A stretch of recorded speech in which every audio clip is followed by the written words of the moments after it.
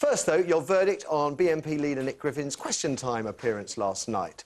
Was it a victory for free speech? It was certainly a victory for BBC ratings. Want to take a guess? Right, so I think their highest ratings before were 3.8 million, right?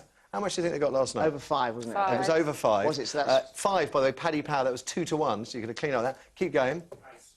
Just nearly 8. Well done, Eric. 7.9 million, nearly 3 times their highest ever audience. Well, no surprise, really, given the furore.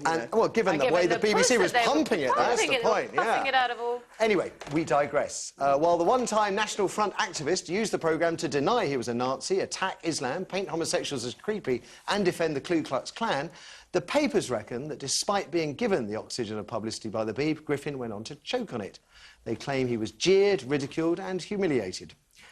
True, I mean, he did smirk and squirm uncomfortably, not least when he was put under pressure to defend his appalling racist views, the stuff he'd spouted in the past.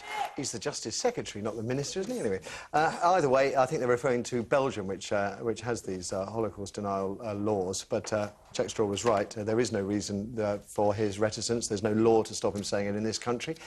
So what do you think? Was Griffin sufficiently challenged by the panel? How did the other panellists fare? Was the BBC right to give him a platform? Did free speech triumph in the end? 600 or so anti-fascists caused mayhem outside TV Centre. And yes, Griffin claims hits to the BNP's website have soared as a result of his appearance on the show.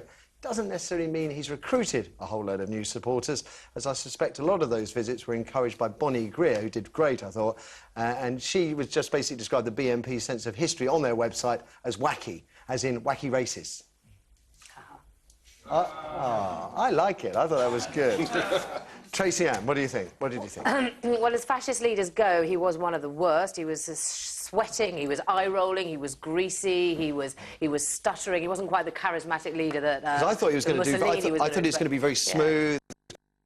Around, I thought he would really have a go at Soda Hitler would have had him off as the first call as a sort of antithesis of what the Aryan ideal would have been. But the worrying thing, I mean, I think it was dangerous television. I think it was dangerous because I think there is a complicity. If the media puts Griffin in the public eye and they start having debates about Holocaust denying, racism, homophobia, and makes it normal to have these conversations, I know it's freedom of speech, I know, but once you have him out there, it becomes normality. And I can eventually see a time, a bit like Le Pen in France, where after his first airing on a similar programme, his popularity soared. I can see that he will become a regular, pundit. I was joking on Twitter yesterday saying, oh, my God, he'll be on This Morning tomorrow, co-hosting. It will get to a point where it becomes a normality to have him on and it will be used as a ratings booster. But there is You'd have to say, I think, overall, I mean, he didn't... I've seen him do plenty of interviews. He did Adam Bolton on Sunday. He was very smooth with Adam Bolton. He held his ground. I mean, he was wrong on lots of things, but when he was wrong, he didn't sort of flinch. He held his ground. This time round, he was reeling all over. But it wasn't a normal question time, and this is the other irritating thing. It was not. They should have had him on, dignified him with the chance that he was on, but they should have kept it as a low-key, normal question time. But it was turned into the Nick Griffin show. But I want to say something that was interesting. Working-class white Britain has got the right to feel marginalised. It has the right, and it has no voice or outlet to say that, to feel often that their voice isn't heard, that they're marginalised, and that they feel the way they do, and they have the right to say that. But the only party who is acknowledging that or listening to them is the BNP, and I think that's a worry. I think that so the you can see politically why they're growing. I think the majority of people that listen to him or will go on his website or voted for him are not racist. I think just people feel marginalised and feel they haven't got a voice and feel that the PC liberal world, as they see it, has gone mad. And I'm sure a lot of people watched that last night and thought that under the pressure that he was under, he probably did quite well. I think it's a worry that his name has now become so well known across the country, and that's where I think it's dangerous. OK. Vic, what do you think? Was that a good thing to do, put him on the show in the first place? Not a good thing, but I don't think he's got a right to do that, hasn't he? But the first thing that strikes me is how fabulously ugly he is, in every sense. But also, what I read about him is he's got some bizarre facts, which was he claimed that indigenous British people were Aborigines, which means original people. But he claimed that 17,000 years ago was when Britain started. Yeah.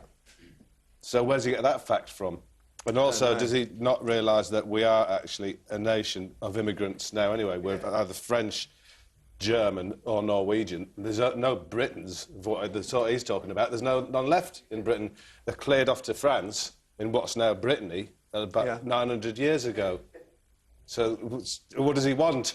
It's a nonsense, isn't it? It is an absolute nonsense. The very foundation of all these race views is nonsensical. It's just colour prejudice. Yeah, that's what it is. And why doesn't he say that? It's like the people who, like, pro-fox hunting people skirt around the issues. Saying, oh, we've got to keep the foxes got to control the foxes. Population But what we should say is we really like killing foxes and persecuting. And be honest about it. So why doesn't he just come out and say, I don't like black people and I don't like gays, and that's it? Because that's what he's really all about. And the Holocaust never happened, and exactly, the whole thing is hideous. Yeah. And Dominic?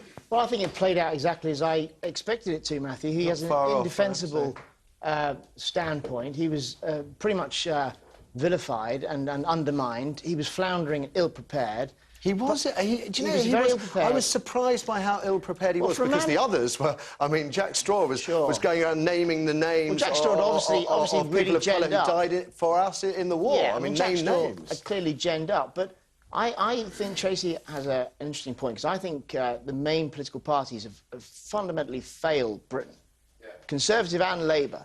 And I think it's very interesting that it was a black member of the audience putting to Jack Straw, undermining Jack Straw, telling Jack Straw he was a liar, and Baroness Varsi... What about immigration? Baroness Varsi, the Muslim member of the panel, agreed with the black man. So I think it's absolutely disingenuous to say that to be anti-immigration is to be anti-colour, because I think we have a big problem with immigration, and has been for the last 10 years, and the Conservative Party and the Labour Party have not been prepared to address it. Well, the largest wave of immigrants of late have been from Central Europe who are white. White people. From Central Europe who are white. So I think, we should be discussing immigration upon economics. Well, I would say it again, and I make the point routinely.